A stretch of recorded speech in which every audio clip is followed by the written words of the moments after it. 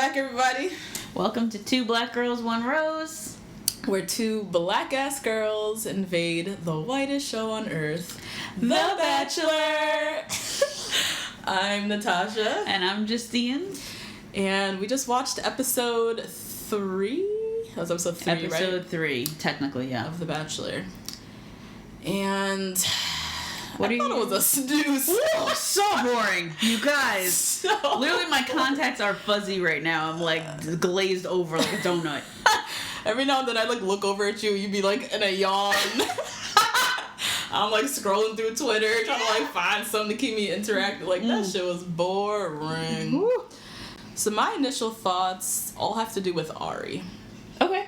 And he just keeps getting whacker and whacker with each passing episode. He's not growing on me at all. No. I'm really trying to be open, and maybe this episode, every episode I'm like, this is the chance. Maybe we'll see another side of Arie or something. I'm still just not into it. No. This is boring as hell. ABC. This is such a great season to just pluck from potential candidates of other TV shows. Because the girls are really interesting and great, but Arie is just so What do you mean by whack. pluck other TV shows? This is a great time for ABC. It's almost like a casting call for the Bachelor franchise. To bring in other people. Yeah. This has very little to do with Arie himself. Nah, yeah, not at all. It's a snooze. Horrible. And then he also I'll talk about this later, but he's not a very good conversationalist At all. He keeps it to a minimum and then just wants to make out. Mm-hmm. And so as a result of that, we're not really learning that much about the girls either. Right. Because we're not seeing a whole lot of conversation or deep conversations with the girls. We get a little snippet and then we get the whole makeout session. Yeah. Yeah, and a lot of these girls now know that the strategy has to be, you have to be very forward with him. Yeah, they're playing up the physical thing. Yeah, so those girls were really getting to know absolutely nothing. Absolutely nothing. Zilch. And it's, it sucks. But then they get on these one-on-ones, and I guess we learn some cool stuff about them, but it's usually sad stuff. Yeah, they kind of have to get the baggage out the way. Yeah. Not learning anything fun or not really seeing a side to Arie. I don't know, he's just boring as hell. Yeah.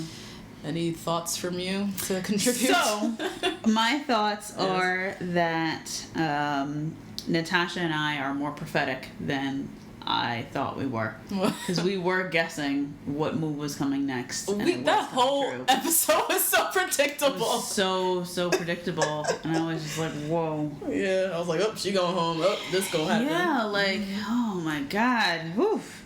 But not more prophetic than Bekah. Short hair Bekah. Yes, we'll get to that. She was dropping some knowledge of her little young ass.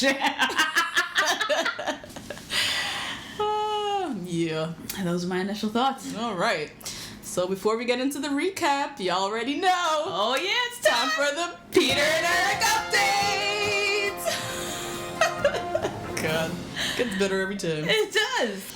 So Peter, I keep telling y'all, need to follow him on Instagram. Mm-hmm. He has the cutest dog. Yeah, he's such a dog owner. One of those single bachelor guys that just are in love with their dog. And his dog's a girl. And it's a girl dog even too, cuter. which is cute. I don't have the name on deck. Yeah. And it looks kind of like a pit bull. Maybe? Yeah, like a short hair dog. Something like that. Medium-sized dog. Very cute. So you gotta watch the cute pics with the dog. And the dog's really mischievous, which is always funny on his Instagram story. Yes. Their little games that they play and all the mess that dog be creating. Oh my God. The other day he walked in and was recording the dog and was like, so who did this? And there was just crap all over the floor. Oh, cute little dog. Other things happening to Peter, so a little bit devastating. So apparently 3 years ago he herniated his disc in his lower back. Serious injury. Yeah. Injury. And he this weekend re-injured himself. No, and his Jordan 1s or whatever he was wearing. Jordans that he'd be sporting in his photos. Oh, he posted a whole long post. He did some workout, something, and just did a little too much. Yeah. He's getting a little old. Peter, we see them graze. You ain't like these young boys. You need to watch it. So he re-injured himself. Oh, no. So we are praying for his swift recovery. Yes. Put him in your prayers, y'all. Yeah, please. Aww. And yeah, he's now doing rehab. So oh my god. I think we'll have there was like a photo of him like in the pool, like, so I'm back at it, guys. Oh Trying to no. rehab my disc. Remember to not do too much at the gym. Like, oh god. yeah, that really sucks. But yeah, that's what's going on with my man Peter. Oh, okay. Well, Peter, keep him in your prayers. Yeah. Eric is not really doing that much, to be honest with you. He is just doing a lot of quotables. He's back into his training, which is cool to see him train other people in his training style. Oh. And he trains a lot of couples. Couples training. Mm-hmm. Oh, that's cute. Yeah. Is he doing a little life coaching on the side, too? You know it. You know, he's all about that life, personal motivation Puts stuff. in a little phrase in there once in a while, you know. Gotta love it, I guess. And just doing a lot of promo for Bachelor Winter Games. Yes. Yeah, very excited for Bachelor Winter Games. And So he's in none of the previews, which means that it gets good. That's I'm true. Sure. He's not in a single In all the preview. commercials, you don't see Eric. Mm-hmm. What does that mean? I don't know. Oh, I'm so excited. But to Eric, watch you it. know what we talked about. Anyway. Justine and this alternate reality that she lives in with her and her man Eric. I cannot. Oh my god, but the biggest Eric news is that he tweeted us this week. Yes, That's we had a actually the biggest little. Eric I forgot about that. He had a little. We had a little interaction with Eric. With Eric. Yeah, we did. So that was really cool. So in Which- actual reality, I was Yeah. freaking out. The interaction, though, I don't know how you feel about this, had to do with CN. Oh, no, Him absolutely. trying to mac if on he's, CN. if he's going to get a pass, it's going to be CN. It's gonna be CN. Okay, so you're doing Absolutely. all right. Oh, yeah. Okay. I'll check on your mental stability. I know that could be a little rough for you. Oh, man. All right. We have some other Bachelor Nation news. So we've been interacting with some other people from the show, like through Twitter and whatever. And I noticed that Bekah with the K, with the short hair, basically. I noticed her last name was Martinez. Oh. So I was like, hold up. Wait a second. Do we have to claim Bekah as a person of color? Is she in our team? And she confirmed that she is half Mexican. Yay! So Bekah, short hair Bekah, the toddler, we are claiming her onto our team. Yeah. Welcome, girl. Welcome. We will be rooting for you and your half Mexican self. Yep, exciting. Yup. Other news, Nick Viall, who has been on Every season of every franchise. every season of every spinoff of The Bachelor. Yeah. Desperately trying to seek some love. According to page 6, so this is highly credible, guys. Allegedly. According to page 6, he's dating January Jones, who is an actress who starred on Mad Men. And for the T report, you know she's the one who has the son who has like no father. Yes, that's January Jones. Yes, she had a kid. She had a kid and she was like, yeah, the father is no Hadn't one. confirmed the father, or refused to come out about the father. That was an alien. Which is her business. She don't have to confirm nobody for nobody. She doesn't unless it's someone's husband. Oh. Which I believe it was. Really? Yes, I believe it was her director. Oh. Yeah, and that nigga looks just like him. So... Oh, shit, Nick, this is who you chose, Nick? Choosing messy ass people. Oh, God, he might need to get himself back on a Bachelor show. Lord have mercy. Messy drama. That's how I know her. As of her being like messy, I sleeping forgot with about someone's that, husband, and not saying who the father Not saying the was. father of that child is. Yeah. Ooh, that's messy. Yeah. Any other Bachelor Nation news? There is. I've been holding this in since episode 1 of this show. What? Yeah, I have, you guys know that I'm pretty new to this, and Natasha has just brought me on. But in that, I have tried to not engulf myself in all these spoiler sites and like all these... Don't be dropping Lipstick those... Alley and, yes. and all these... Reality Steve. All those things. But... Wait, you're not about to drop a spoiler, though.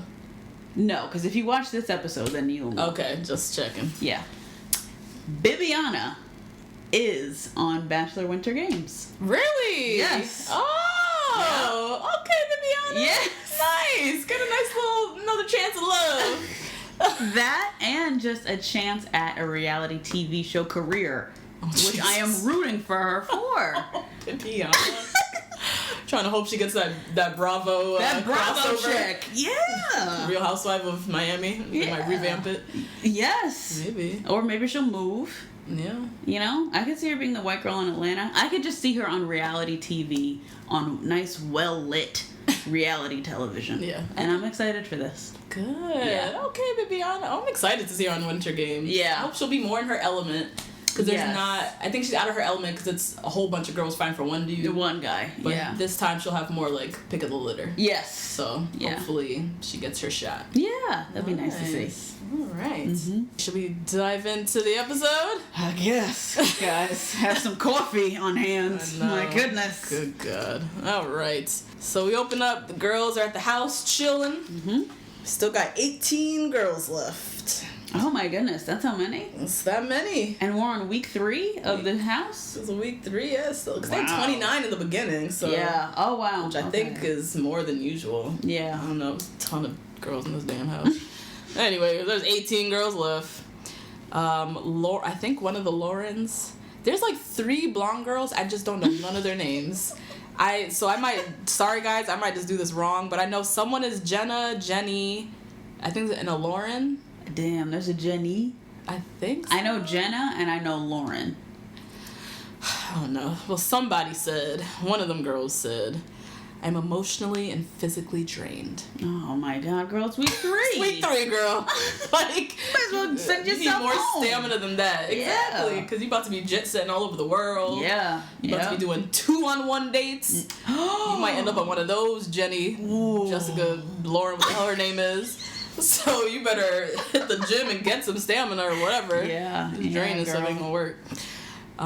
So they're just going through it. So they're all sitting together, just kind of recapping. Bibiana's still seething over the night before. Still mad. Sitting next to Krystal. Sitting next to Krystal. Just en fuego, on fire. Oh my God. And my dude Chris Harrison comes in. Mm-hmm. Tells them there's going to be 2 group dates and 1 one-on-one date.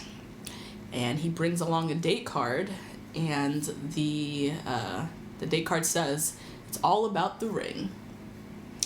So you know it has nothing to do with a ring. Right. So everyone immediately guessed that's something to do with wrestling. Yeah. So a ring of some sort.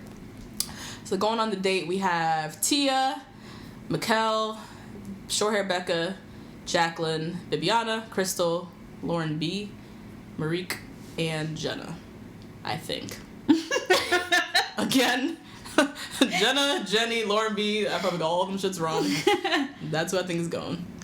So they show up to this kind of like arena thing, and it says Glob.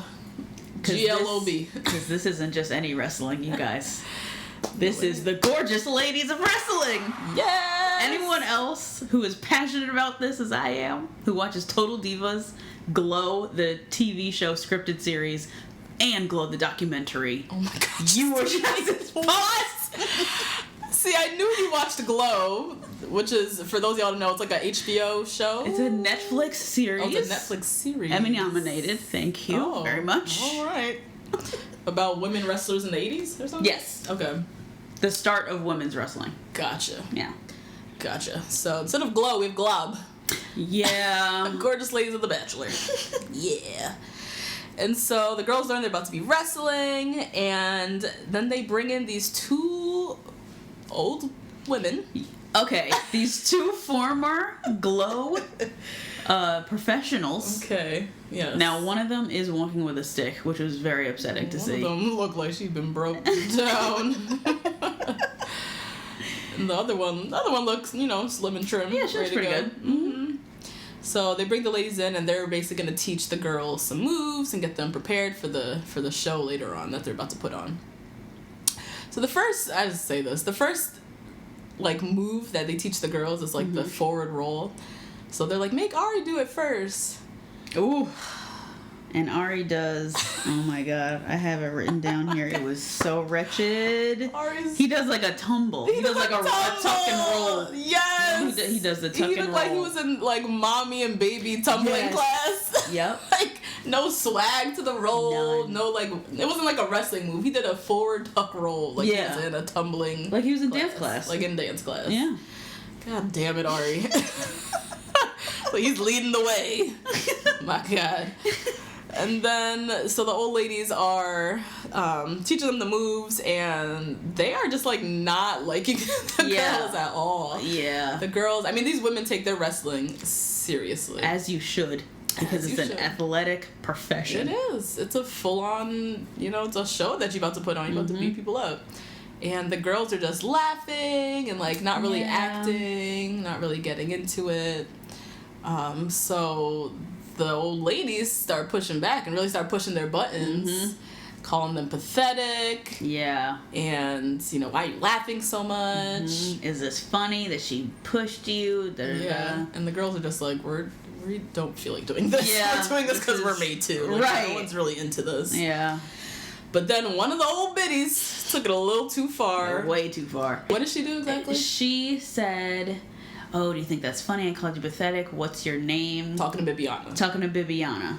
And she said, Bibiana. She said, "How do you spell that?"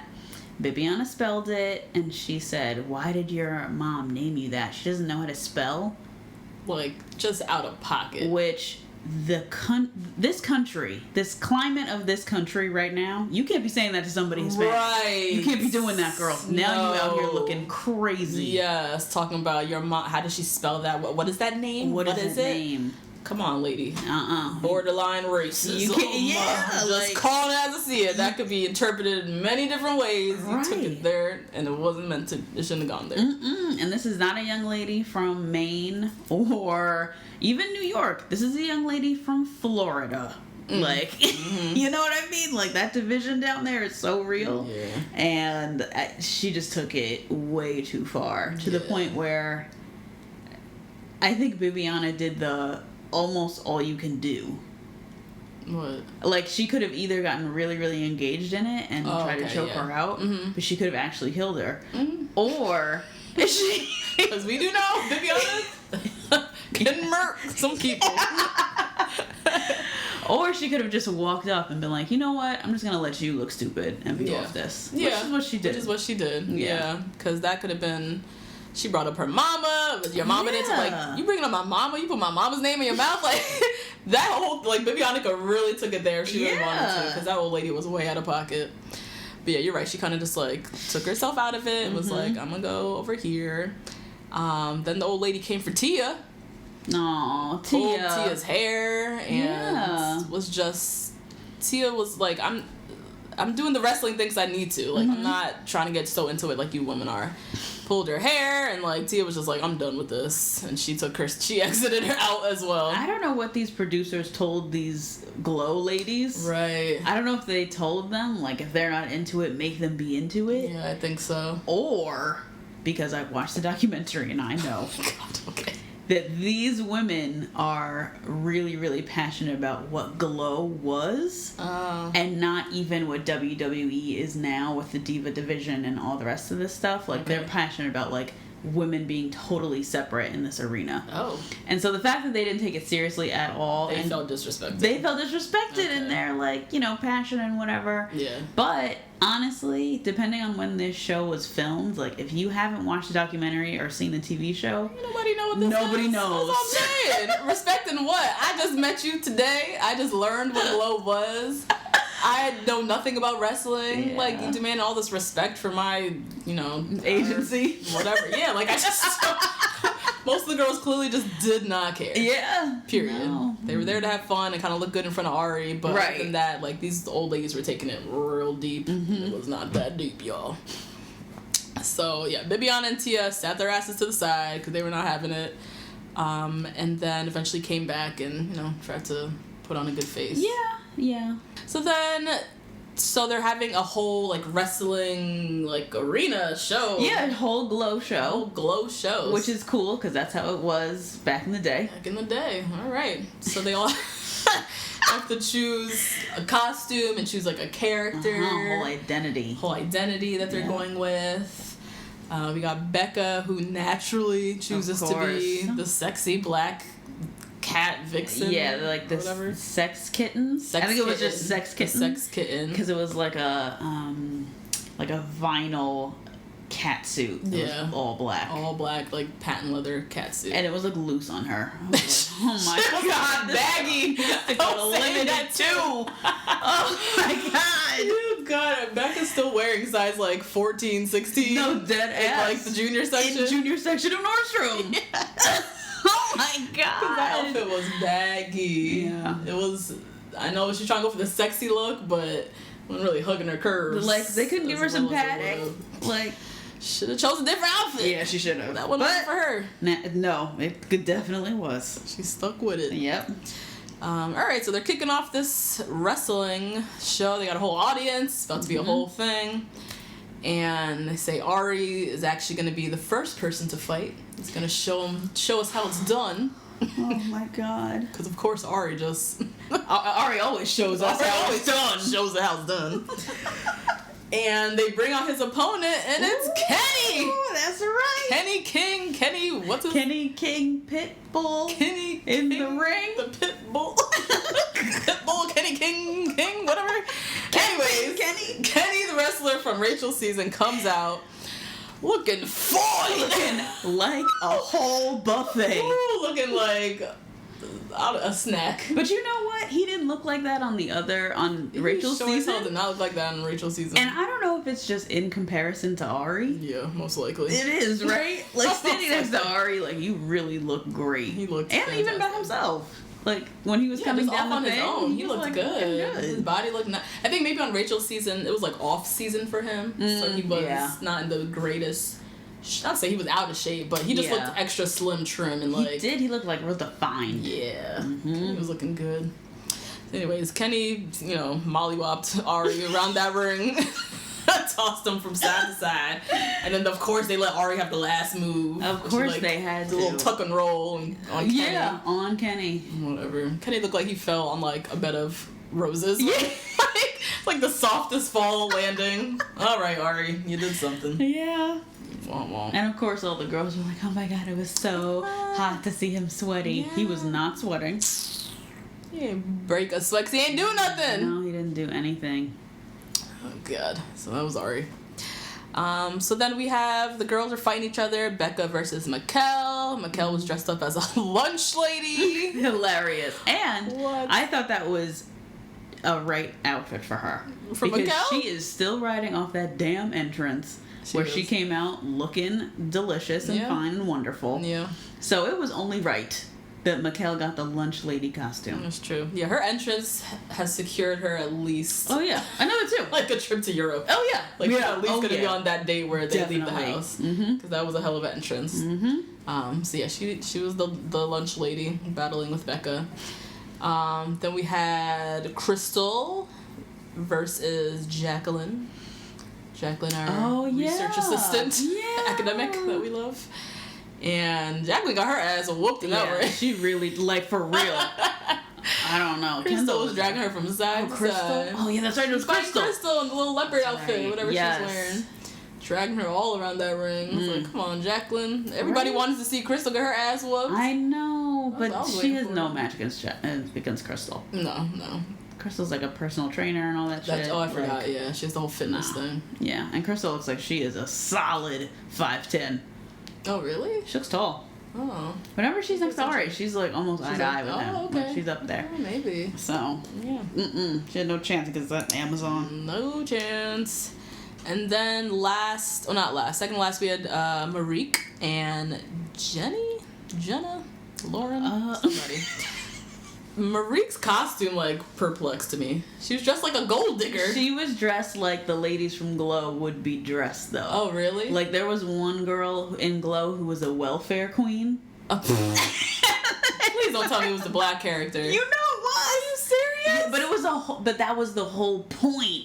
That was the whole point. Like playing on stereotypes. Yes. Societal stereotypes. Like the Native American girl was Machu Picchu. Like it was a whole thing. That would even make no sense. Right. Which they don't collide, but they said it, not me. Okay. And So that was the whole point, was to be stereotypical. Okay, so to be a little ironic. Yes. Okay, so Marique, who clearly is not a gold digger. Definitely not. The homegirl has her own restaurant. She's very successful. She dressed up as a gold digger. And her and blonde girl number 3 were wrestling in a very oddly sensual way. I don't know if they wanted to be sexy or if they didn't want to hurt each other or both. I think it was a little bit of both, yeah. A little bit of both. They were like, look, I'm not trying to break. Right. Brittany had whiplash from the last Oh my God, that's right. And they're like, look, we're just trying to do the bare minimum and look cute and sexy while doing it. Right. And I guess mission accomplished. Yeah. And then the last was Tia and Bibiana, who pulled it together. They did. They were good sports. They kind of, threw each other around and had a good time. So that was that group date. That was kind of fun. I mean, I loved it, obviously. You were living. Killed it in that group date. Even if it was for Arie, I would have been all about it. But I guess these girls aren't into Glow like I am. They are not. In the history of Glow. Sure as hell we're not. So after the wrestling dates, they, get dressed up for dinner for their little post-date soiree. And Arie opens up with, I'm just very proud of every one of you today. So here's the thing, and we'll get into this more later, but when he addresses these groups of people, I don't know why ABC didn't set him up with a public speaking class. Because he needs it. Yeah. Because the way he talks to groups of people is very odd. No confidence. No projection in his voice. And he's basically saying the blanket statement that he says to everyone individually on their time. Yeah. And I'm like, you can't think of something else to say? No. I don't know if he's nervous and his mind goes blank in those moments. Maybe. But yeah, you're right. In those collective group moments, he says the Hallmark card foolishness. And I know that last week I said I liked him better on group dates, but I'm a black woman and I can change my mind when I want to. So your mind has changed. So my mind has changed. This week, no. Yeah. I don't like it. It's a yeah, he doesn't say anything really of substance. Nope. When he talks collectively to them. Or one-on-one. Nope. So, yeah. First person to steal him, naturally. Of course. Is Krystal. His wife, Krystal? His wife, Krystal. This girl is planning the honeymoon. Yeah.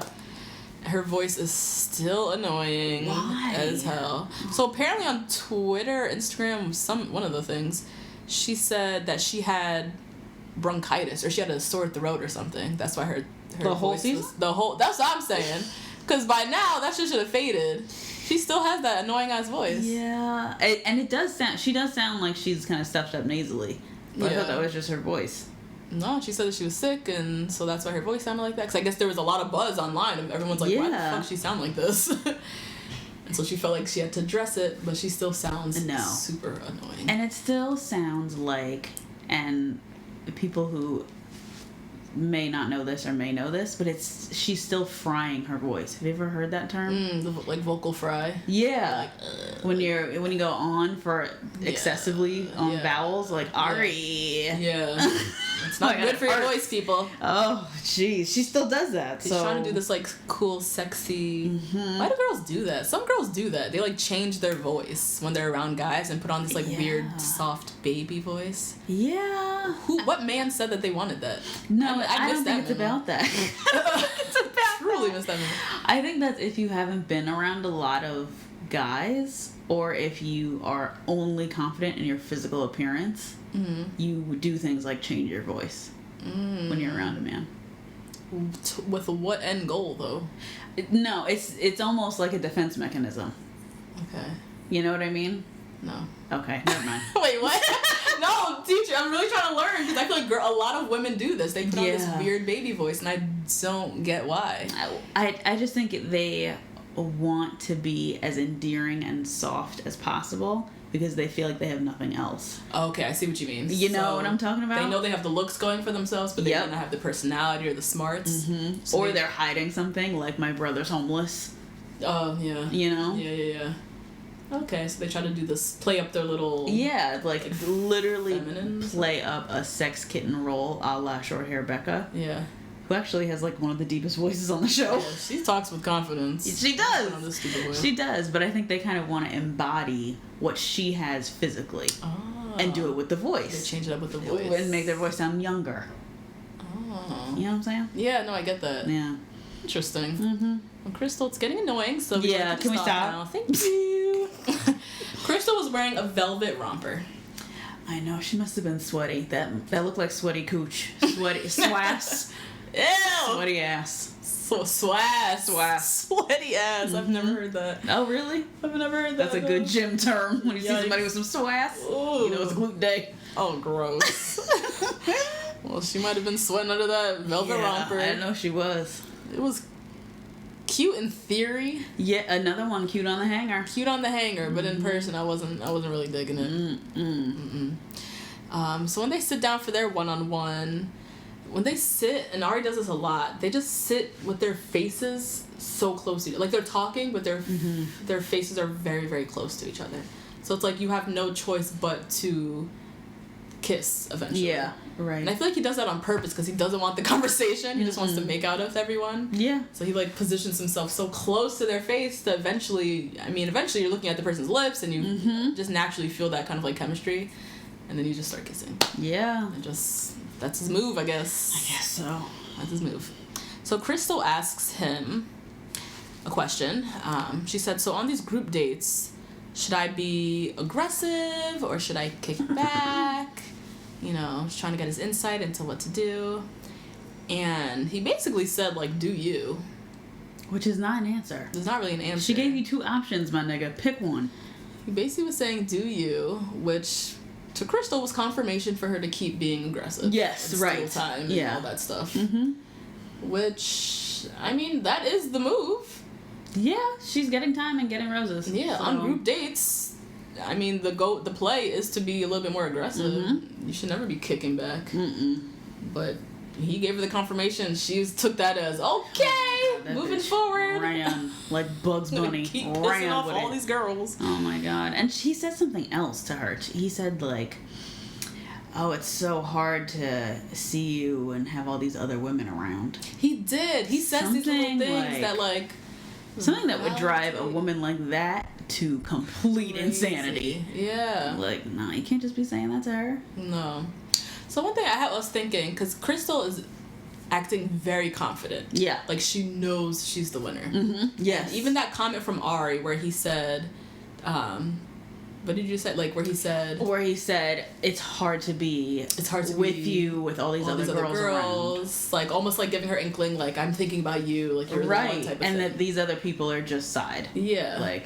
So, like, it makes me think, because if anyone watched Caitlyn's season of The Bachelorette, where she came down, the final 2 was Sean, who she eventually chose, and, Nick Viall. Wait, there was another Catherine and Sean? Yes. Oh my god, how weird. What's her name, Catherine? No, Caitlyn. Caitlyn was her name. Caitlyn. She was the Bachelorette a few years ago. Okay. And it's when Nick came back on the season and was trying to get her. So her final 2 was Sean, who she ended up choosing, and then Nick. We learned, though, on the season that she told Sean, like, from episode, like, 3, that he was the one. No. Yes. So, watching him throughout the season, he was just always, like, frustrated and up in arms because he was already told by her that she was the one, and he basically had to go through the process. Right.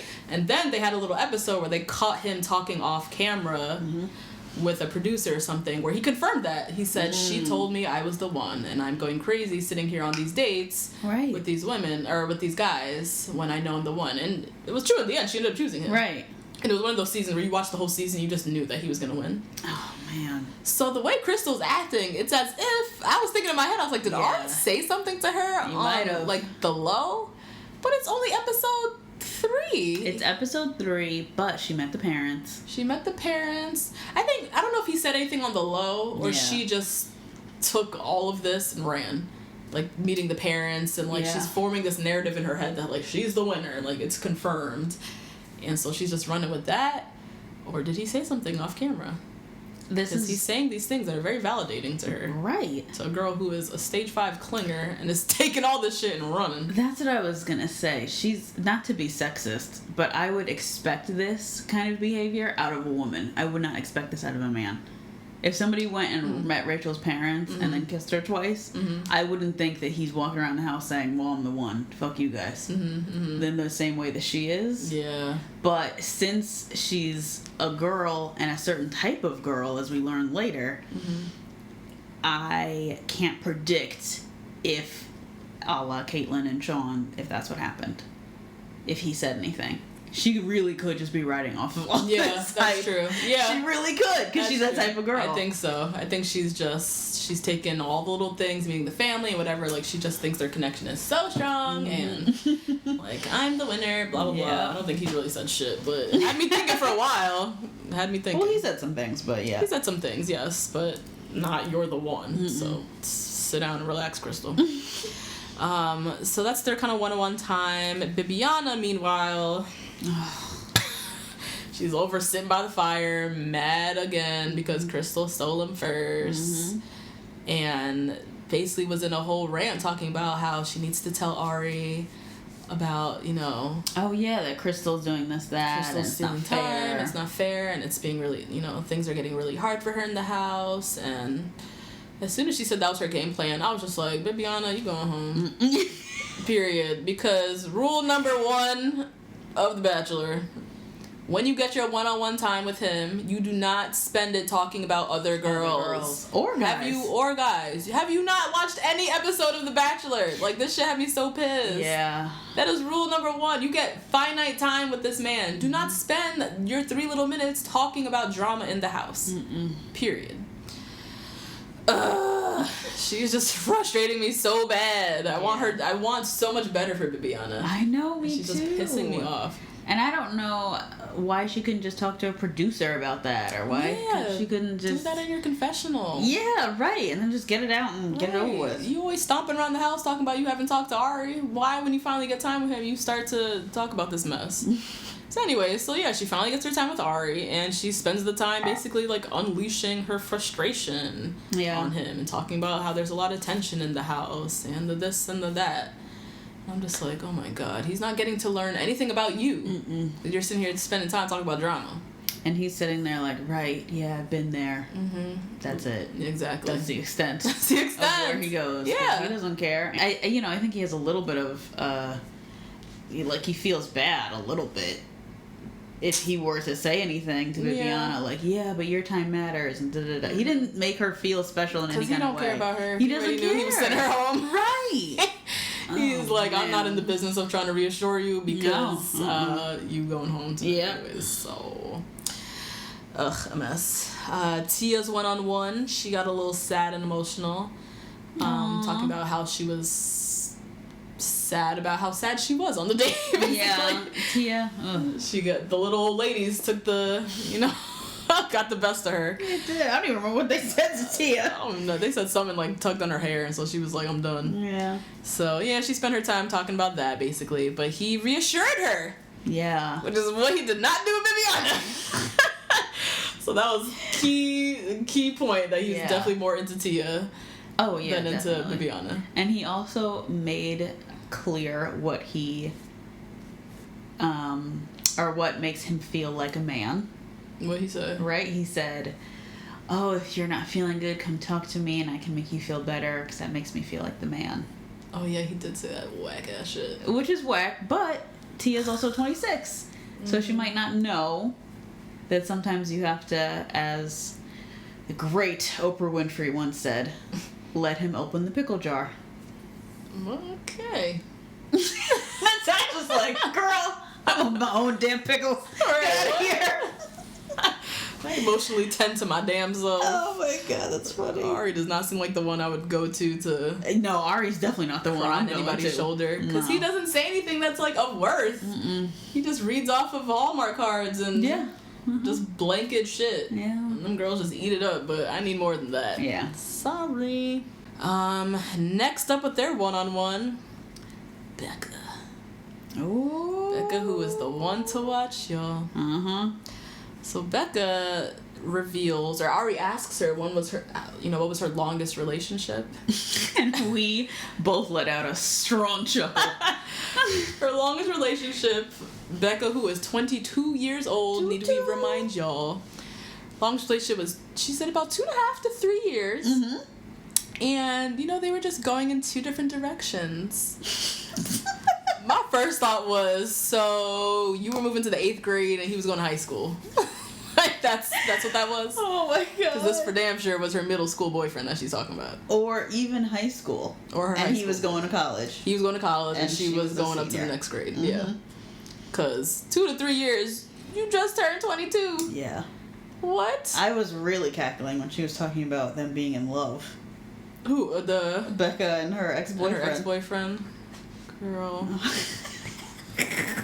No. Bekah. I was like, Bekah. But seriously. Oh, no. You're a child. You can't. Unless she was with old men then. Unless she was with an old man then. Which is a thing. And maybe had a real in-depth relationship, but... Yeah, she could have. She's just so young. I want to know more about her. I do too. Yeah. She keeps dropping these little nuggets. Uh-huh. And I'm intrigued. And just knowing her age, and now that she's Bekah Martinez, now I have a lot of... I got a lot of questions. Yeah. A lot of questions. So then they proceed to have a very hardcore makeout session. Oh my god, it was a lot, you guys. It was a lot. And this is my invite to the cookout moment, actually. Oh, okay. In this moment, I was like, okay, Bekah. Mm-hmm. She straddled him. Yeah, she did. During the makeout. She went for the kill. In a crop top. Mm-hmm. She just... Bekah got my invite to the cookout because she is the youngest girl in the house, but she has the most confidence. By far. Yeah. She is someone who I can invite to my cookout. She don't know nobody there. Yeah. But by the end, she's kikiing with everybody. She's dancing. She's helping herself to a plate. You know what I mean? Like, she just has that confidence. You don't think... I mean, she looks like a child, so that's how you're reminded of her age. Right. But she doesn't carry herself... At least I don't think so. No. Like a young 22-year-old would. She carries herself like a woman. Like a woman. Like, I'm coming to you woman to woman kind of woman. Woman to woman. I'm here to get this man. She's making all the right moves. Yeah, she's really making headway with Arie. So keep on with your hardcore making out and straddling. It's working. Shit. And then all the girls were they were talking about, they all feel very confident in their connections with Arie. Krystal in her one-on-one had the nerve to say, these girls, I just feel like they're living in a false reality. Oof. No, boo. You are living in that false reality. You are living somewhere else. Because she has just literally signed all these girls off in her head. Yeah. And this is like the Krystal and Arie show. Oh, yeah. Absolutely. And kind of rightly so, with him saying it's hard to be with you with all these other girls around. Yeah, Arie, you didn't have to say all that. You didn't have to say that, Arie. You didn't have to say all that. Like, there needs to be more behind that again. Yeah. I just need more from you. Like... You can't just say, oh, it's hard to be with you with all these other girls around, and then not say, I feel like you're the one for me because of A, B, and C. Boom. Yeah, no, yeah, you're right. He just says these kind of, like, heavy-hitting things, which Krystal is the one that just takes and runs. Yeah. But he needs to kind of back up some of these statements, because homegirl is talking about... Talking crazy. These girls are living in a false reality when, no, boo, you need to calm it on down. Please. Because in the end, you ain't even get the date rose. Bekah did. Bekah got the rose, and that was the end of the group date. Moving on. Yeah. Sorry, guys. That's so boring. So boring. Back at the house, another date card comes, and it's a one-on-one date for Lauren S. Yay. And the card said, you had me at Merlot. So we knew this was going to be a wine... Little Napa? Yeah, a little Napa Valley trip, wine date of some sort. And so she goes off on her date, and back at the house, we get more Krystal. Oh my god. Krystal is by the pool, just yapping away to Marique. Terrible. Marique looked like she's literally just plotting ways to exit out this conversation. Yeah, or kill her. Or thinking about what she eat for dinner. Yeah, She's just not into it. And Krystal, who got my Becky of the week. Me too. In this moment? Yep. Yes. Yep. Oh my God. So Krystal goes on her rant talking about, I just always get hated on by girls. Oh my God. They're always just jealous of me. Girls are really insecure around me. Like, you are a Becky. Yeah. Only girls like Krystal, Becky's, say shit like, girls are jealous of me. Yeah. I hate that statement. Me too. No one is jealous of you, boo. I'm over here living my own fresh to death life. I'm not checking for you. I have not to be jealous of you. Like, you are sitting there talking to a restaurant owner. You are sitting there talking to a business owner. Marique. Like, come on. And a lot of the girls in this house are bad bitches with their own businesses and own this and that. Who is jealous of you, boo-boo? No. Like, stop with that. I hate that mindset. Those girls that do that. Right. 'Cause that's their own insecurities. Exactly. Like, just projecting onto everybody else. And it's just an excuse for them not to make any friends. Yes. It's always two types of girls, and they're usually the same girl. The girl that says, other girls are jealous of me, and the girl that says, I don't really do girls. I mostly have guy friends. I mostly have guy friends. Like, girls are catty. Them two girls. It's usually one and the same, but them two type of bitches I don't roll with at all. No, because they're usually the problem. They're usually the problem themselves. Krystal, you are the problem. Yep. You are delusional, and you need to check yourself because nobody is jealous of you. I can't believe we both gave her the Becky of the week in that moment. So fitting. So Lauren S. goes on her one-on-one dates. Oh, poor Lauren S. Poor Lauren S. Oh, Lord. She was wearing a cute little red dress. That was a cute, one-on-one date dress. It was, red and shorts and kind of, cute little, ruffle. Yeah, a little ruffle detailing. Yeah. She had on sneakers with it, which kind of, was cute. Very cute. Yeah. It was a nice little outfit. So they get on a private plane and head off to Napa Valley, wine country. And just from the beginning to end of this date, they had no chemistry. None. No interesting conversation. Just boring. This is when we both, the two of us, were just checked all the way out of this date. Because they were just boring us to tears. Yeah. At one point, they were talking about, whether they go to bed early or something. So, oh my God, I go to bed early. Oh my God, me too. Well, how early do you go to bed? Do you get up in the morning early? Oh, do you sleep a lot? Yeah. What? It's back and forth on this one subject of going to bed early.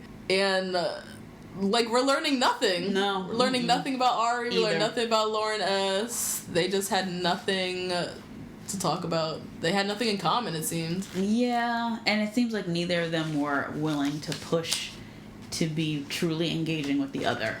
Yeah. Yeah. Nobody was pushing with some good, solid questions. No, good questions. I think Lauren S. was definitely into Arie, but as we see further in the day, she's just so nervous that she just can't really pull it together. And then Arie, off rip, just knew he had no chemistry with her. None. So he was not really pushing deep questions either, because he's just trying to make it through this goddamn date. So after their day of just straight boringness, they're walking up. It's late night. They're going for their dinner. They're walking up to this house thing, and she's like, "Oh my God, this is so adorable." It's just literally a haunted house. You guys, as she said, "This is adorable," the two of us were like, "This shit looks creepy as hell." She was walking up to a horror movie. Legit, it was this raggedy, very, very, very big wooden structure. Yeah. Ooh, it was horrible. And it was beautiful inside, but the outside of it, none about this looked adorable. No. Lauren, stop. So, they go there, they're chatting. Again, just a lot of filler conversation. Arie's just trying to fill the time. He said, "Yeah, I love it out here in Napa. I would love to come here once a month." She's talking about the wine. Oh, it looks like you're a wine connoisseur. Just like filling in the silence. Yeah, nobody's pushing to say anything good. Nothing of substance is coming up. So finally, Arie asks, a question, see if this can, take us somewhere. And he asks her, what's your journey? What was your journey to get here? How'd you end up on the show?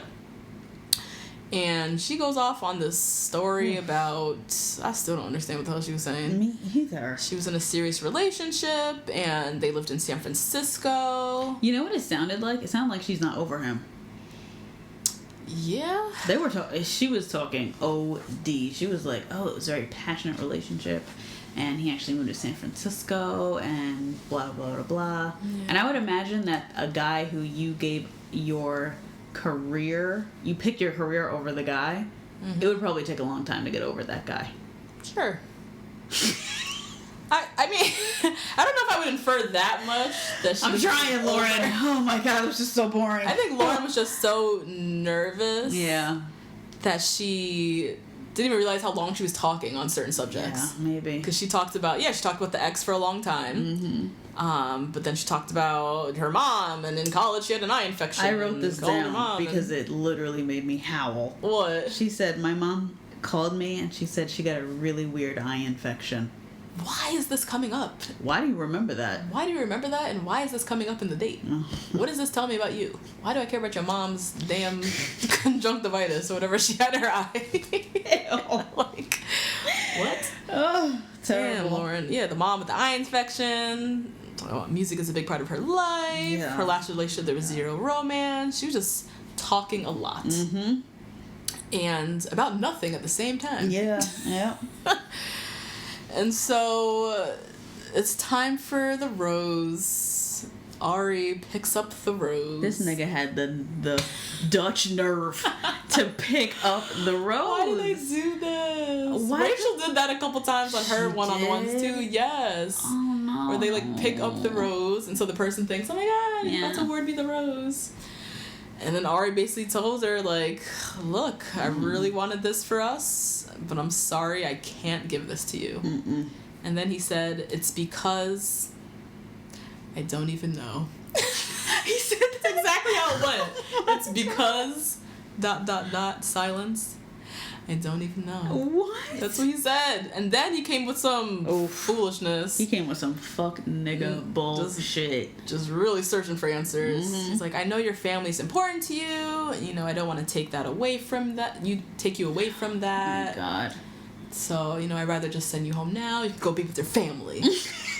I'm like, he was acting like she had kids or something. Right. Like, that's the excuse you give to the single mom. Yes. Who it's like, you know what, I don't want to keep you here past your time. Let me let you go back to your son. That's what Rachel gave to Kenny. That's what she did. She was like, Kenny. you miss your daughter like way too much. Like, you FaceTiming her every hour on the hour. Like, you need to go home. You need to go home. I realize we don't have a connection, so let me send you home now. Arie, no. Arie, come on. You're using the single mom excuse for a woman who has no kids. No kids. And is trying to stay. So, yeah, he let her go. Basically, spark just wasn't there. Yeah, it wasn't there. And really, they were, like, too similar almost. Boring. They were... Well, I think Lauren S. is probably smarter than Arie. But both of this thing with these nerves, and then they can't talk, and then they talk too much, and they're not really saying anything. Yeah. Like, just two people like that is not going to work. Two people with nervous energy. Just not progressing anywhere in this conversation. So Arie, sends her home, sends her packing, and from the look of it, it's like he couldn't wait to let her go. He looked like it was past his bedtime. You see how bloodshot his eyes were? Yeah. He looked tired. And just bored. And bored. I was bored watching tears. That. Yeah. He couldn't wait to be done with that date, pack her up, and hit the sack. So that was that. Toodaloo, Lornas. Yeah, on your one-on-one. On the one. That's like the worst. That's like, ooh. That is the worst. Because then, like, back at the house, the producer comes in and, like, grabs her bag. And it's like a little embarrassing. Damn, and it's a destination one-on-one. So you had to like fly back, shit. like She's stuck in Napa. Damn, Napa by her yourself. suitcases in LA. Like, She's over in Napa. Oh my god. Oh god, that sucks. Yeah. She's gonna be wearing that little dress and heels for a while. Oh my god, on the flight. Because she ain't got no change of clothes. Damn. ABC, why you do her like I that? hope they told her to pack a little side dress Yeah. or a little side outfit so she's not stuck in that damn outfit. Little sweatsuit for the plane ride. Oh no. Lord have mercy.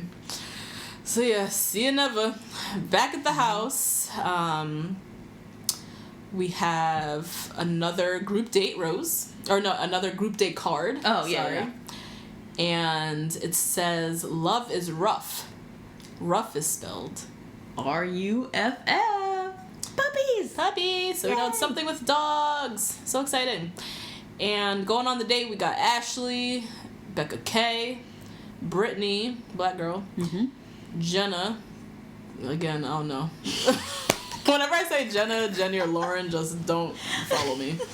Caroline, Chelsea, and Annaliese. Oh no. Annaliese, who was really looking forward to this group date to redeem herself. Yeah. Because she was, Miss Cry a Lot on the Demolition Derby date. Then when that date card came and she knew it was something about dogs, Again. Lord have mercy. Once again, we have a fear from childhood bubbling up from the surface. God, it's probably a very traumatic childhood. Oh my god, but not at all. Bumper cars and dogs chasing after her. Like, Yeah.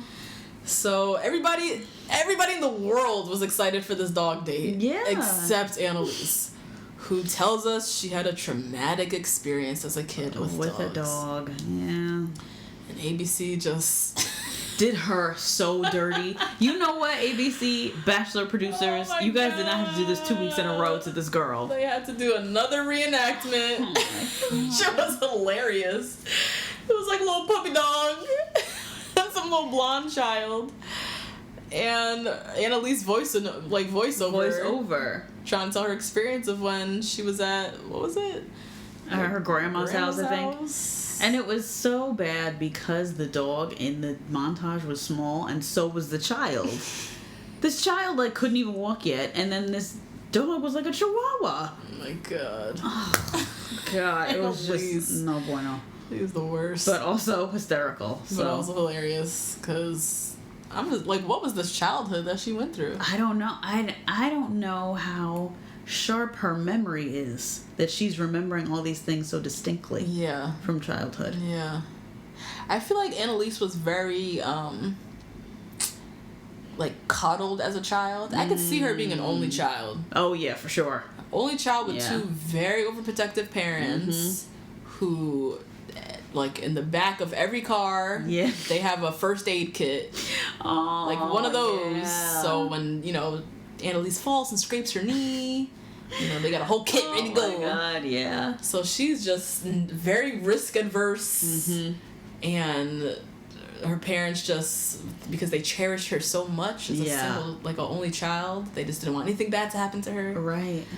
So now you have this adult who just is fearful of goddamn everything. Oh my god. She got a traumatic experience to match it. Every day she's been on. My god. Oh god. Yikes. So they learned that they're going on this group date. The producers came and they took away Lauren's bag. Lauren S. went home. Caroline burst into tears. Yeah, that was her friend. That was her bestie in the house, apparently. Yeah. Which, I don't know if I'm crying over no girl after. Absolutely not. You leaving. You bye. It was nice seeing you. We'll connect later. Yeah. On Twitter. See you on the gram. Yeah. But why am I crying over somebody? This ain't my best friend. I don't know. It shows you too the quality of the girls in the house, that she was sobbing that bad over one girl leaving. One girl. Like, that was for real, like her road dog. Yeah. I'm sure. In them 3 weeks, they got real tight. She was probably like, damn, these other bitches are left. I gotta live with these other people. That's what it was. Fuck. That was like one, little lifeline in this house. Yeah. Shit. So Caroline's in tears and just wants to have a moment to herself. Yeah. Here come Krystal on her mighty high horse. feeling like she just needs to dish some advice to these women. I don't even know what she's trying to do with this. And also dish some like secrets about Lauren, which I thought was really disturbing. Yeah. That she was just Wait, so what did she say exactly? She said that she had a conversation with, I can't do her voice like you can. She had a conversation with Lauren S. about how Lauren S. feels like more vulnerable and guarded and this and that.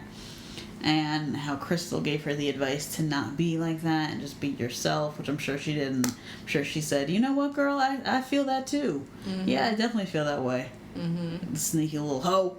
And then she was just like really just spilling that whole conversation that seemed kind of personal. Right. Like, Krystal, you ain't shit. You seem to have had a conversation in confidence with Lauren S. Now you're just spilling all her damn tea now that she's leaving the house. Unnecessary. And then on top of that, was like advising the girls, like, yeah, you know, tomorrow's not promised. When you have your time with him, you just have to use it. And they're all looking at each other like, we don't need to hear this from you, bitch. Like, who are you? Especially, and in these moments, these are the moments where it's really important to pay attention to short hair Bekah. Because she's looking around like, bitch, if you only knew. Yeah, how I use my time. If you only knew, bitch. Oh, God.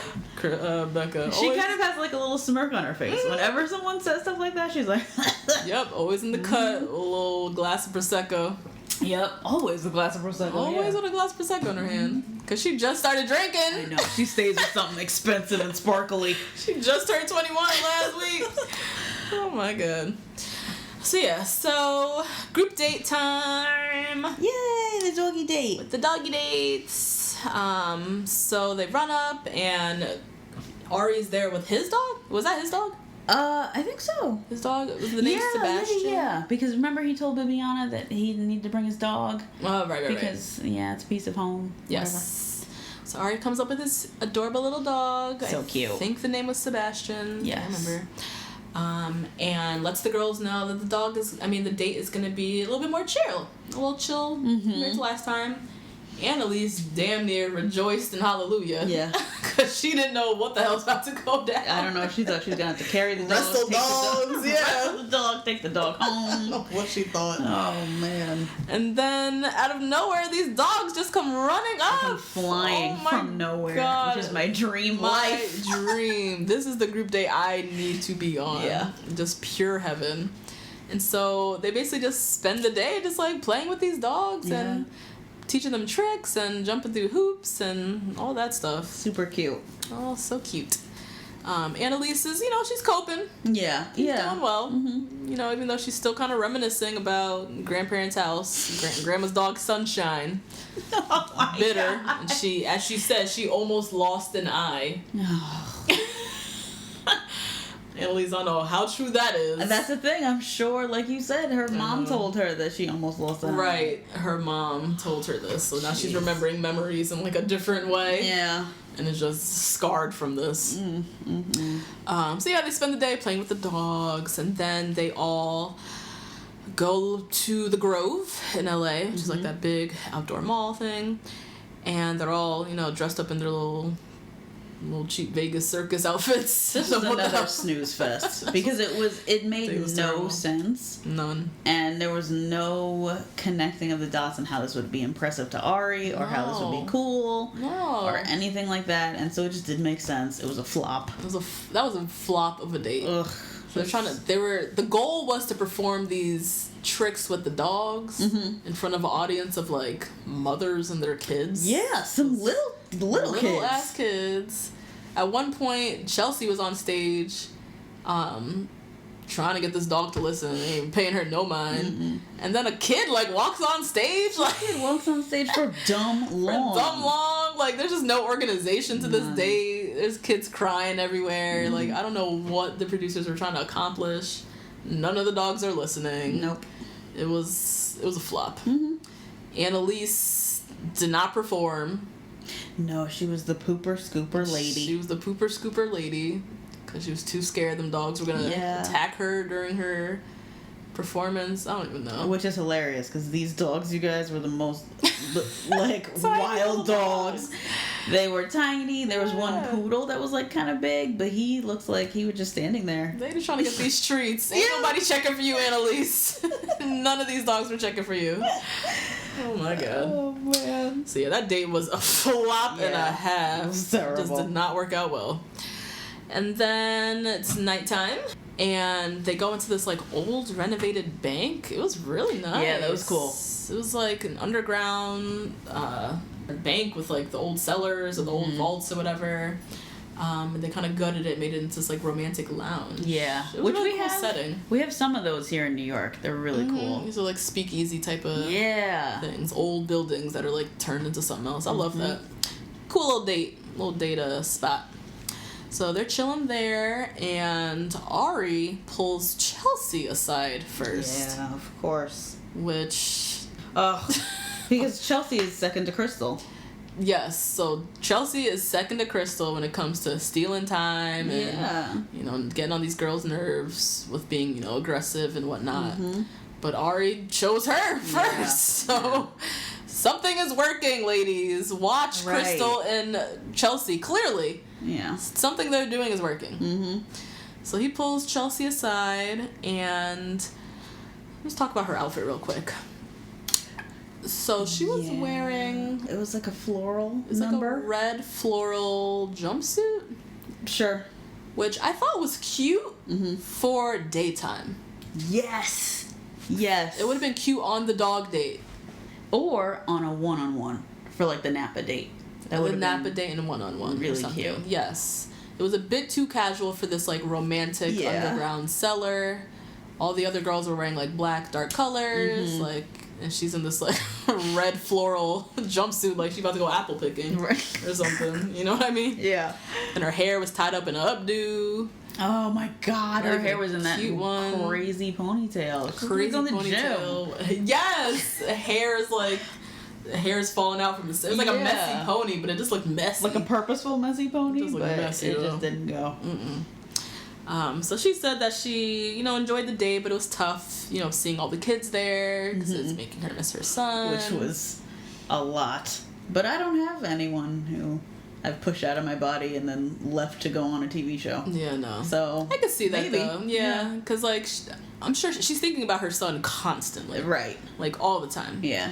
And so to be on this date with all these little kids running around, it's like, oh, fuck. Especially one that ran up on stage and then the mother didn't even go get her. There was one that ran up on stage during her time, so I know she's missing her kid. So that was Chelsea. And then Caroline had her one-on-one. I like Caroline. Yeah, I'm liking Caroline more, I'm liking too. Caroline. She's so pretty. Really pretty. We never really saw her before. Yeah, This date, really. and I was like, oh, she's really beautiful. And so she calls him out because he said the last time that he said, I love you was 5 years ago. Which to is Emily. Interesting. Emily Maynard. He was in a whole ass relationship right before he was on the show. Yeah, and never told that girl I love you. And he'd been on multiple other, you know, dated other people throughout the time, of 5 years, I'm sure. But hasn't said I love you since Emily. And then he revealed that he really, the last 5 years, he's dated people who he knew weren't ready for marriage. Right. And he called that his offense mechanism or whatever. Arie. Defense mechanism, Arie. We're trying to paint you as an athlete, Arie. You can't... You messing up defense and offense. Oh... Arie's not the brightest crayon in the box, I don't think. Yeah. He said he barely finished high school. That's true, he did. Barely finished high school. I don't know if he went to college. He don't look like he reads too much. Because if you can't tell the difference between offense and defense, my dude. My guy. My guy. Ugh. So, interesting though. He's dated people, but he's purposely dated people who weren't ready for marriage. Yeah, which is interesting. So, were you buying time before they called you for the Bachelor? Like, if you're supposed to be a 30-odd-year-old man who's supposedly serious about love, why did you spend 5 years? I get 1 year, 2 years of dating people because you're still trying to get over Emily. 5 years of purposefully dating women who you knew you didn't have a future with, that's a red flag. Yeah. What makes you ready today? Right. Hello? What makes you ready today? Because this system failed you once. The system failed you once. So, what makes you think that this is now the time where it's really going to happen for you and you're ready? Right. And you are ready. And you are ready. Because for 5 years you weren't ready. Right. So... Oh, jeez. Arie with the red flags. I can't. So that was that. And then we have Annaliese, who is just sitting in the sidelines. Yeah, sad. Sad as hell. Jenna gets my invite to the cookout this week. Oh, does she? Yes, she did. Why is that? So, this moment was the first moment that I was like, oh, yes, Jenna gets it. Mm-hmm. Because of what she had on and her whole look. The whole look. She committed. She had on a dark lip, like a super dark lip. Yeah. It was almost black. It was like a black vampire lip. Yes. Mm-hmm. And she had on like a good lash, a good winged liner, a nice harsh side part. And a lot of styling going on. It is a lot of style. I love it. And a black lacy number, which is what you wear when you have a makeup look like that on. Yeah, you can't just wear just anything. You got to wear something dark and very sexy. Mm-hmm. And she did it for me. Yeah. And she, on her like little one-on-one time with Arie, was like, I just want to kiss you, and just grabbed him. Just went in for the kill. And I thought, you know what? I can learn a lot from a girl like that. Because Natasha will tell you, I was afraid to friend a guy on Facebook this weekend. Oh yeah, we had to talk you into doing that. You had to talk me into it. I was like, girl, this is like so basic. What you mean? Like, press send. Oh my God. So I feel like at the cookout, I can learn a lot from her. We can talk about it. She'd be open to it. It'd be great. Yeah. Okay, Jenna. Yep. Yeah, Jenna did commit. She did. She committed to the look. She really committed to the and the attitude. Vixen, yeah. Like she went on with a vixen attitude and was like, I just want to kiss you right now. Grabbed him. Commitment. Yes. Nice. She was a nice contrast to womp-ass Annaliese. Oh, jeez. Who, during her one-on-one, she, well, she's like, I've been trying to talk to you all night, and... now silence. Yeah. Been trying to talk to you all night, and okay, so you've been sitting all night trying to talk to him. You have no conversation starters. Nothing. We did this with Bibiana last week. We did this with Bibiana. Come on, girls. You have all this time and not talking to him. You need to come with a full out agenda. Yep. And her first question was, how have you been? And you know what? You can't ask a man like Arie these sorts of questions because he's going to say, good, how are you? Exactly. He's not going to tell you anything. He's not going to say anything. The answer is not going to be telling at all. Nope. Oh, yeah. So that's her question. And basically she's like, yeah, it's just so hard to read you. Which I don't believe. I don't think Arie's that hard to read. When he's into a girl, you can see it. I think he's hard to read from someone from a one-on-one standpoint of someone who's coming with him with a full brain in their head. And he's like, but I'm the star of the show. Why aren't you asking me questions? Mm-hmm. What do you mean? I'm the star of The Bachelor. Ugh. You should be asking me all the questions. Yeah. But, yeah, he's just not one to kind of like respond with something else deep or ask a deep question. Nope.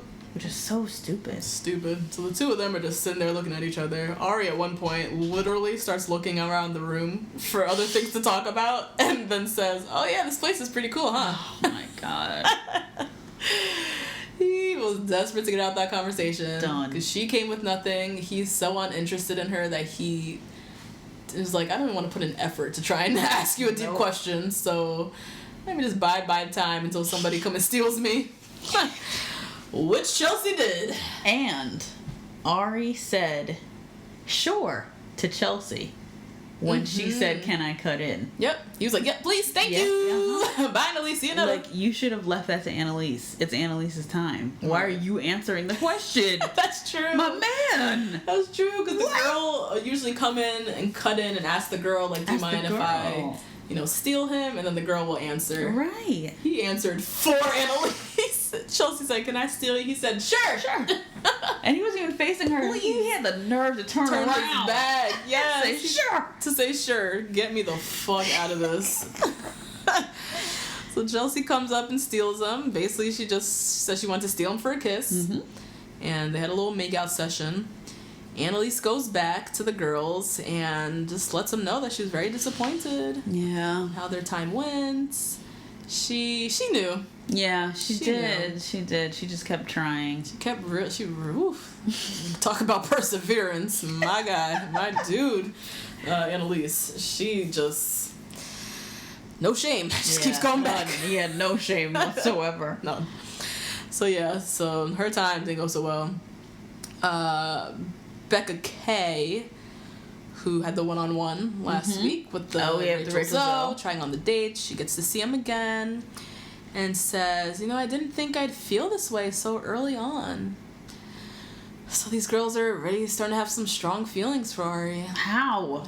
I do not know. As she said that, I just had a big eye roll. Yeah. All right.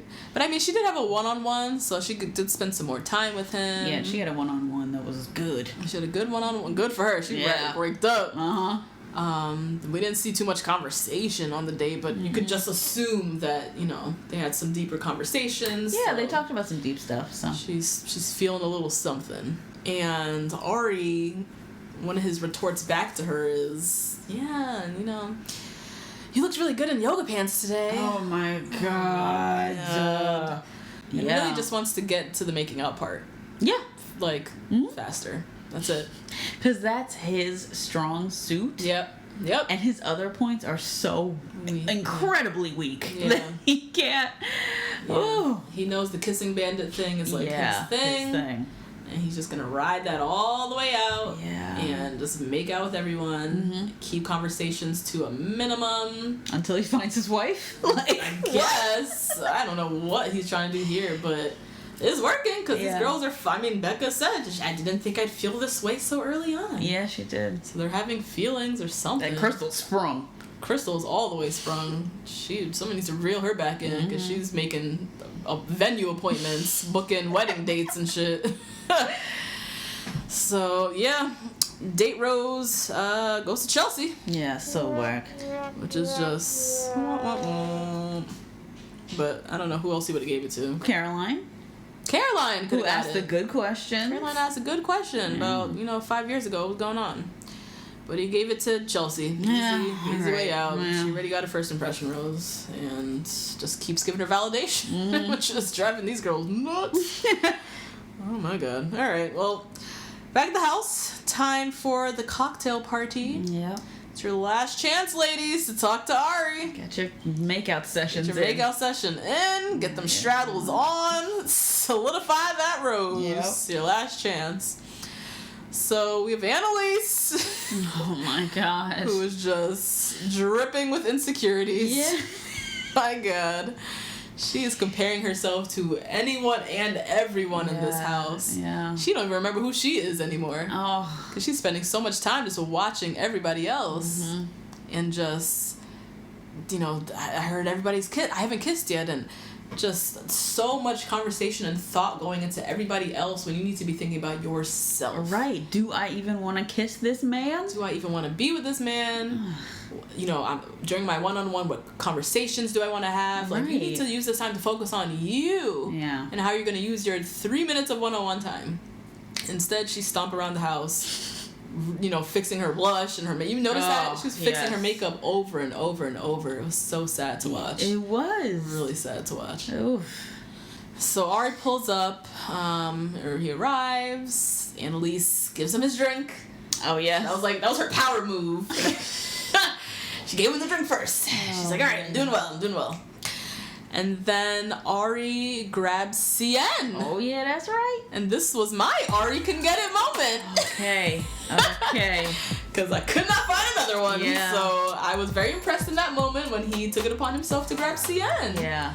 For his one-on-one. I was like, okay, Arie, you can get it. Yeah. I guess. You know what? My Arie can get it moment was so questionable that I forgot to say it when it was here. When was it? So it was when this is again another stretch. Follow me frame by frame. Okay. God. Was when he was walking his dog down a little path.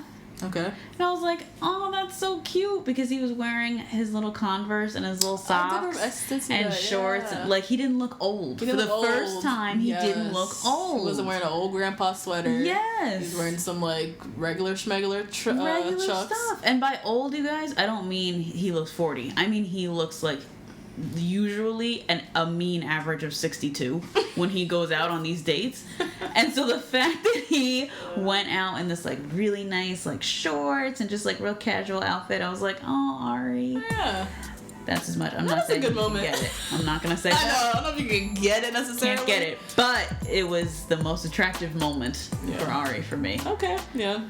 That was a good moment. Okay, thanks. And then I chose when he grabbed Cian. Yeah, nice. But then we didn't get to see their one-on-one. The guy, ABC, Fuck. come on. Bachelor producer, editors, the hell. So he grabbed Cian, but we didn't get to see their moment. Meanwhile, Bibiana. Oh my god. She is plotting and scheming, because she is like, look, I'm gonna get my one-on-one time. I got it all planned out. And so she set up this whole little like... A little like bed cabana. With thing. a telescope. Yeah, they're gonna do some stargazing. Yeah, really cute. And she set that up. Mm-hmm. And she looked cute tonight, too. She did. She had a really nice dress She had on. a nice dress on. Lots of leg. Lots of leg showing. It was awesome. It had like it was one of those dresses like short in the front, long in the back kind of thing, with a nice little slit. She had her hair down. Yes, she did. She had hair down. She had an absolutely dreadful carnation behind her ear, but that's fine. She had a big step by step. red carnation behind the ear. But she looked cute, and she had her whole date planned out. She was ready. She was really ready for her one-on-one time. And then Lauren B. Yeah, Lauren B. gets her one-on-one with Arie, and they mosey on up to Bibiana's little stargazing setup. Again, Bachelor producers, y'all are wrong. Y'all are wrong. You could have closed this area off. Yes, they've done it before. When people arrange their little like date, or they come up with something creative for their one-on-one, they let the girl have her moment. They were like, look here, come on, come on. We got this little setup here. Bibiana created. No. It wasn't her. This was all us, guys. This was us. All us. So Lauren B gets her little one-on-one on the bed, the little bed that Bibiana set up. And then Arie just takes girl after girl after girl to Bibiana's spot. Oh my God. Yo!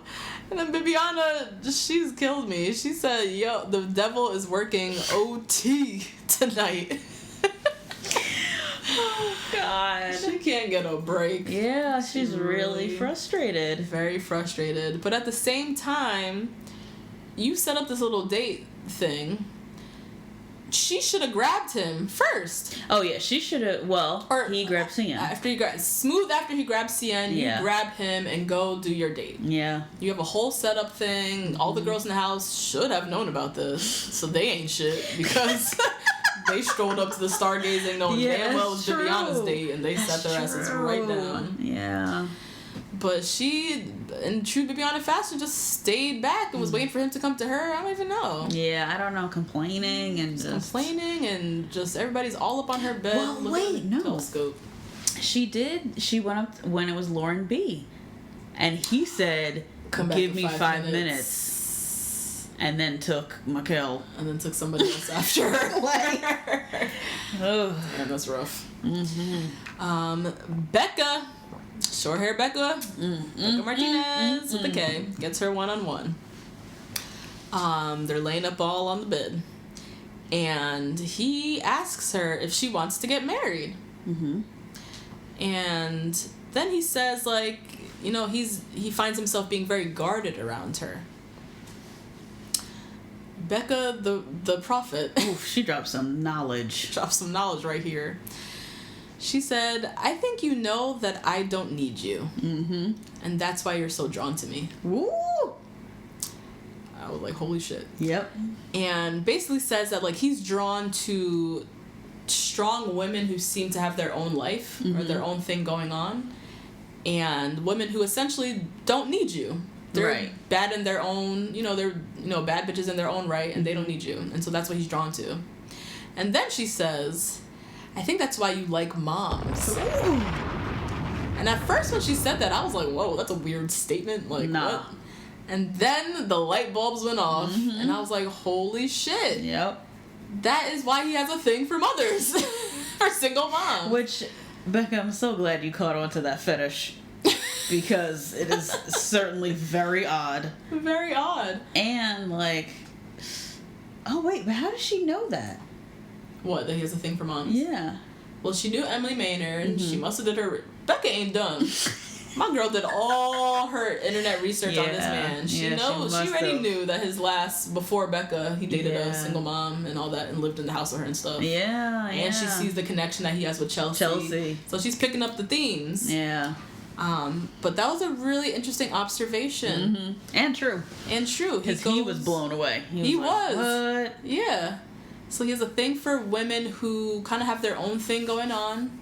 Kind of have their own thing going on, but are missing a man. But are missing a man. They feel like the void is Yeah. the man. And so he's like, I'm coming in to fill that void because I can't fill anything else. So I'm coming in to fill that void. Yeah. And I can talk to little kids, so... Yeah. That's true. Maybe that's it. Yeah. Yeah. So he's going for women who seemingly have their whole thing together. They don't need a man. They're doing well. They have families and kind of ready-made, families for themselves and whatnot. But in his head, he knows that these women can't be complete until they have a man. And all he has to do is be a man. And all he he doesn't has have to to do anything else. Right. He doesn't have to be a partner or anything like that. He just knows they know they're missing a man. And here he is. The silver-haired fox. Oh, gross. So yeah, Becca is just peeling away these layers to Arie. Yeah, thank God somebody had to. Just peeling them away. I had a thought though when I was watching Becca. What if Becca didn't have short hair? I think about this with Amber Rose all the time. If she didn't have a bald head. Yeah. If Becca didn't have short hair, what would... It's her short hair is really giving her edge. Mm-hmm. Yeah. She stands out immediately. And confidence, too. The confidence with it. With the short hair, yeah. The confidence with the short hair immediately makes her stand out. But I'm like, if she had just the same long, wand curl hair as the other girls, would we be checking for Becca like that, or? I don't know. You know what? She would look even younger, I think. If she had the long hair? If she had the long hair. I think so. She has a very, very young She's got face. A baby face. Baby face, but the short hair kind of gives it a... She has a little something to her, a little edge, a little something. Yeah, but if she just had long hair like everybody else... Yeah. She would look even more like a child. Just imagine her with long hair. She'd really look like, oof. Like how our research assistant looks like Joan Benet Ramsey. Who? Oh! Jacqueline.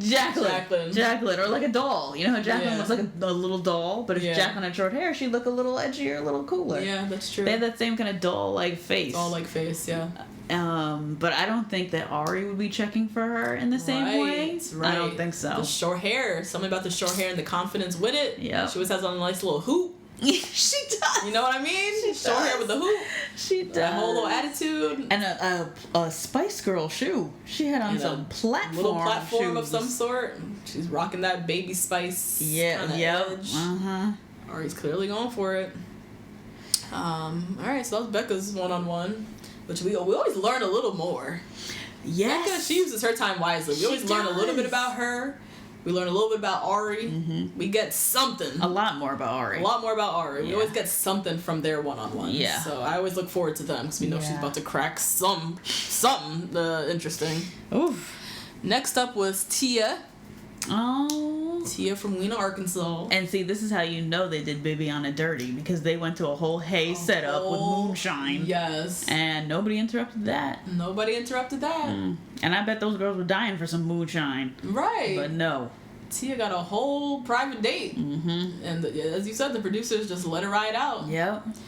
And so, yeah, they had what do they call it? Bales of hay? Oh my God! Bales? I feel like my soul just left me. I literally never said that word in my life. Oh my God! that term, bales of hay. Yeah, I think so. I think you got it That's right. what it is. They had bales of hay set up, the moonshine, just had her, transported back to Oh yeah, Arkansas. countryside of Arkansas. Arizona? She's from Arkansas. Okay, Arkansas. And so Tia, starts confessing her feelings and, how she's starting to fall for Arie and yada yada. And before she can really even get into it, he just cuts her off and starts kissing. Yeah, and just starts making out with her. Starts making out. And I'm just like, this is your go-to move, my dude. Like, this is it. Yeah, This is it. We learned nothing from Tia. No. Learned nothing about Tia that moment. Arie's just making out with everyone. He's doing a lot of kissing. It's too much. It's a bit much. It's way too much. It's only episode 3. Yeah. Usually by now, there are select girls in the house who have kissed Arie. Mm-hmm. At this stage of the game, it seems like every girl except Annaliese has kissed Arie. Oh my god. So he's just tonguing down every girl. Everybody. It's a bit much. Like, oh, I think it's disgusting. With 18 girls? Yeah. You kissed 17 out of 18 girls in like 6 days? Right, and they're not just kissing pecks, they're like making out. Yeah, they're making out. And so it's kind of losing its novelty. Like, the kiss used to be, like, held up on a pedestal. Like, if you got to kiss the guy or the girl, it's like, oh my god, you're one of the lucky few. Mm-hmm. And all the other girls start to feel insecure. But it seems like every girl has made out with Arie at this point. Which makes me excited for the season to see who's going to read Arie all the way up and down, side and to the other side. Because this man is going to get found out. Yeah. He's going to get found out that he has nothing left to offer. Nothing left. But that dog and kissing. Yeah. Yeah, eventually he's going to get exposed for the dud that he is. Yep. CN, I'm counting on you. CN, please bring it out. Please. Please. He went to Yale. Come on. Come on. So, everyone's kissed Arie. Annaliese discovers that she's like one of the only ones, who hasn't. So she is just... I'd be surprised if Bibiana's kissed him, but maybe. Maybe. Yeah, I don't know.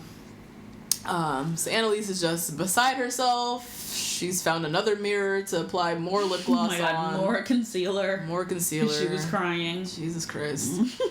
And so they have their one-on-one. She pulls him up onto, like, this balcony or something to get some private time. And just off rip, Arie is just not into it. You guys, it was so bad that the other girls were like, go, Annaliese, go. Like, that's how insecure she was feeling. Yeah. Girl, this is not the way for you. This is not the show for you. This is not the show for you. This is not the man for you. No. He's made it definitely not quite clear through body language and just conversation that he's just not invested in you at all. And so she decides to kick off her one-on-one, basically telling him that, I've been wanting you to kiss me. Oh. Talking to the man who was tongued down every other girl in this house. And he came back with, I don't think we're there yet. Which is horrific. Which is just code for, yo ass, I'm going home tonight. It's literally, I'm just not that into you.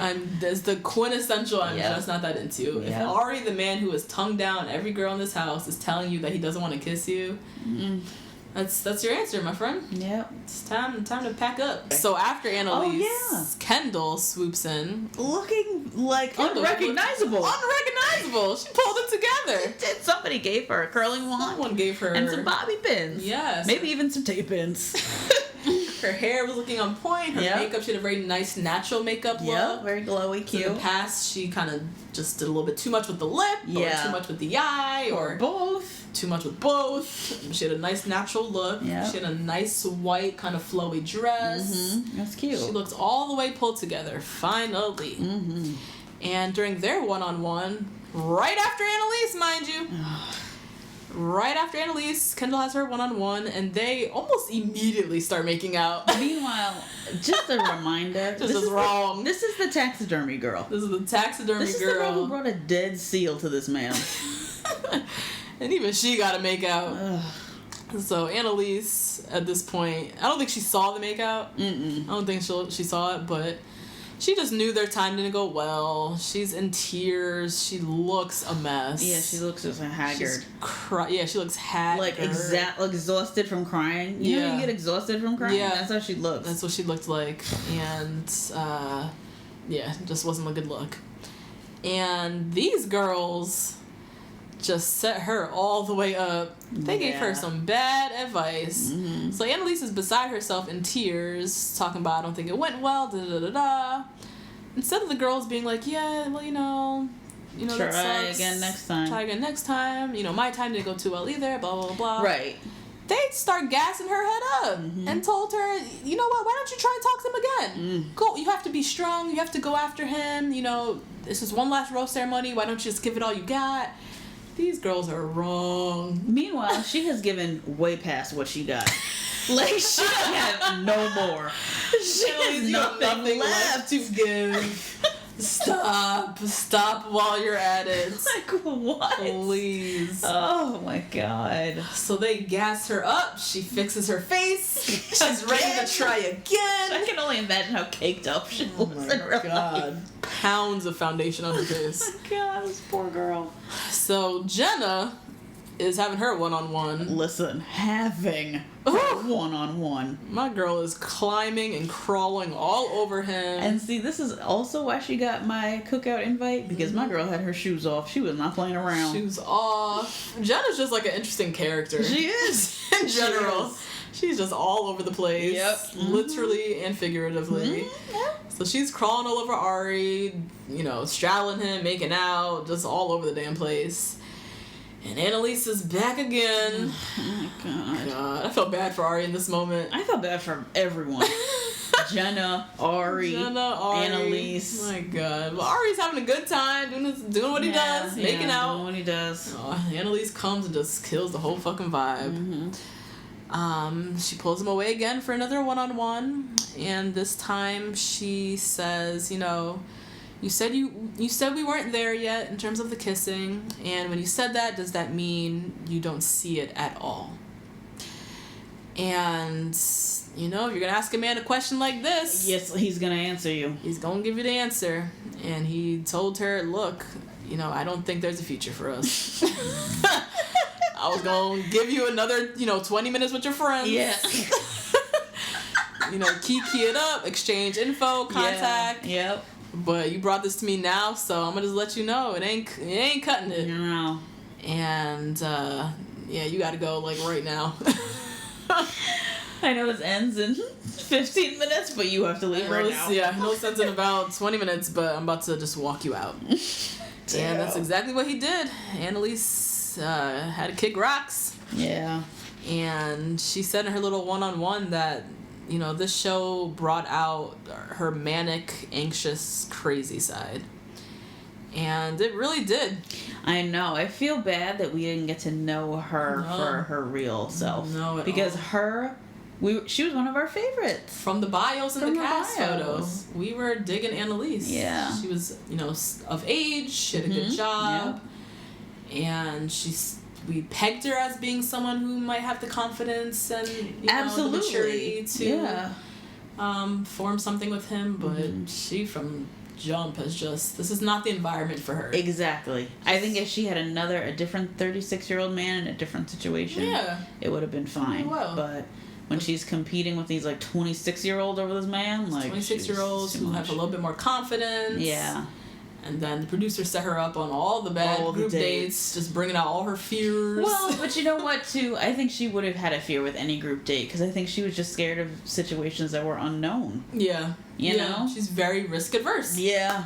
She's completely out of her element, and she's not able to show her best self. And so this show really just brought out the worst in her. And she had to go. It'd rather be now than later. Yeah, it just wasn't gonna end well for you, Annaliese. Nope, wasn't gonna end well. See you maybe on Bachelor in Paradise. Oof. Ooh. Maybe. She's really pretty. She's cute. All right. Okay. All right. She's cute. I can see them bringing her on Bachelor in Paradise because she's a crier. Yeah. She's a crier. She's a little bit emotionally unstable. And so she brings, not really drama, but she brings that like emotional kind of sad, soppy girl. They always have one of them in Paradise. Can't really pull it together. So yeah, see ya. Time for the rose ceremony. Yep. And we learned that going into the rose ceremony, Bibiana never talked to him during the cocktail party. And she set up that whole ass bed. She literally made a bed, guys. She had a whole bed, cabana, stargazing, whole mission impossible that proved to be impossible because for whatever reason, she didn't get time with him. Nope. So we already knew it wasn't looking good for her. Goes into the rose ceremony. Caroline got the first rose, which is very fitting. She was one of my favorites from this episode. Roses, roses, roses. We got one rose left. It's between Marique and Bibiana. Which upset me. Right, that it came down to why Marique was in the bottom. I want to see more Marique. Me too. More Marique, more Cian, more Brittany. Not getting a lot of ABC, y'all ain't low. Like, I'm sick of Krystal. Very sick of Krystal at this point. Come on. So it's down to Bibiana and Marique, and surprise, surprise, Marique gets the last rose. Bibiana, you are going home. Yeah. Another person who this show and this process was just not for her. Yeah. Definitely not. Didn't get to show her best self. No, because I also feel like there's just more to her. I'm excited to see her on Winter Games. Yeah, I'm excited to see her on Winter Games. I just know there's more to her. Yeah, she's got a full reality career. Oh, yeah, totally. A whole reality career ahead of her. But yeah, this one is not the one. I don't think it was... I think the show would have just further destroyed her self-esteem. Oh, yeah, definitely. And further drove her crazy, and she just would have been getting into it with more girls in the house, and she just didn't really have the grit. Yeah. Didn't have the grit. I felt like almost like she didn't pack enough emotionally. Like she didn't pack enough defense, enough ammo. Yeah. You know? Not at all. And as we saw in her confessional, her parting confessional, she said, I am broken. Oh my god. You're broken, girl? This show broke you? No, girl, this show made you. Hit me up on Twitter, girl. What's up? You got some opportunities coming your way. I know it might not seem like it or may not have seemed like it then, but she'll go places. You got a bright future. Yeah. Bibiana. Don't let this show break you. Exactly. And that was the episode. That was it. Whew. Not a really good episode. Very boring. Still don't know shit about Arie. No. Still don't know a heck of a lot about any of these girls, really. Didn't really learn too much. Bekah, still one to watch. Still one to watch. If there's any hope, it's in her. Oh, yeah. In terms of, learning more about Arie and just kind of learning more about her, I guess. Yeah. But otherwise, it was a snooze. Oh, my God, you guys. Predictions. So they showed a preview for next week. Our TV kind of conked out. Conked out on us. Sorry, guys. Even the TV was like, enough. Enough. I can't do it anymore. It literally said, "Are you still watching this?" Yeah. And we had to click yes, and then it still took a while to reboot. Oh, man. So we didn't get to see the whole preview. Yeah. But we saw they're going to Tahoe, so they're changing up location. Thank God. Something needs to change. Something's change needs to happen. Oof. So they're headed to Tahoe. We kind of missed what happened in between. And then we saw at the end that there's going to be some more drama with Krystal. Which, I mean, I could have predicted that. Exactly. She's still going to get on people's nerves. What I hope to see, I want to see a one-on-one date with one of these black girls. Oh, somebody. I haven't seen Cian all episode. Brittany, totally forgot about her. And she got one of the first roses in the ceremony. Yeah. Didn't see her at all. She didn't go on a date this week, I don't think. Oh, okay. She was stuck in the house, so we didn't get to see her. What's her name? There's another little young thing. Is her name Ashley? Yes, Ashley. Yeah. She's super cute. Very cute. She had a really nice dress on. Yeah. We always kind of see her around the house, but we haven't heard her speak, I feel like, at all. So I just want to see more of them. Exactly. Show more of my people, please. Because how pumped were we when we found out Cian's whole background? Like, I know there's more to these girls than they're showing. We want to see more. And please just put a hold on Krystal and Chelsea, Yeah. please, and just show us a little bit more other people. We know their agenda. It's like it's very predictable at this point. It's boring. Yeah, we're over it. Yeah. And so that's it, guys. That's it. Nice little episode for you. Oh my God. Thanks for listening. Thanks for listening. Thank you. Ooh, please. All hanging in there with us. In closing, just remember we have new episodes every Wednesday. Yay. If you like what you hear, subscribe to us, rate us, and review. Write us a review. We love the reviews, you guys. Yes, we got some reviews in, finally. They were so nice. So heartwarming to read that we're doing a good job, apparently. Yeah. And there's a whole lot of girls of color out there who watched The Bachelor and really needed this. Really needed two black-ass girls to just sit down and just break it down. Kiki about this goddamn show. So we're happy to, fill that void for you. Yes. But please rate us, review us, give us some feedback. You can also connect with us on Twitter. Our handle is 2 BLK girls 1 Rose. We're heavy on Twitter, so definitely hit us up. And then our email, if you want to shoot us an email and even give us some feedback, some critique, we appreciate that as well. You can email us at 2 blackgirls 1 rose @gmail.com. Yep. All right. See you guys next See you next week, hopefully for some more exciting Please. Goddamn. Bye. Bye.